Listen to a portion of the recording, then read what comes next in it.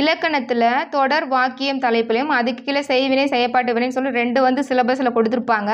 மொத்தம் 16 வாக்கியம் இருக்கும். நான் 16மே கிளாஸஸ் கொடுத்துட்டேன். பார்க்காதவங்க அதில் போய் பாருங்கள்.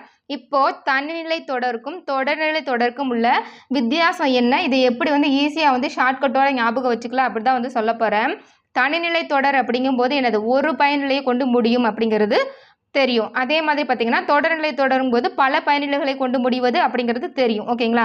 அப்போ எக்ஸாம்களில் உட்காந்துருக்கும் போது இதில் எதுக்கு வரும் அப்படின்னு சொல்லிட்டு குழப்பமாகும் இல்லையா? சின்ன சின்ன கேர்லெஸ் மிஸ்டேக்கு கூட அவாய்ட் பண்ணலாம் ஷார்ட்கட் வச்சு படிச்சிங்க அப்படின்னா. அப்போ இங்கே பாருங்கள், தனி இருக்கா, அப்போ தனி இங்கே ஒரு இருக்கா, அப்போ சிங்கம் சிங்கிளாக தனியாக தான் வரும். அப்போ தனியாகும் போது ஒரு சிங்கம் மட்டும் தானே வரும். அப்போ ஒரு பயனிலை அப்படிங்கும்போது தனி அப்படின்னா சிங்கம் அப்படி ஞாபகம் வந்துடும். இங்கே பாருங்கள், தொடர்நிலை தொடர் பல பெட்டிகள் சேர்ந்தது தான். இப்போ ஒரு ட்ரெயின் எடுத்துக்கிட்டோம் அப்படின்னா பல பெட்டிகள் சேர்ந்தது தான் ஒரு தொடர் வண்டி.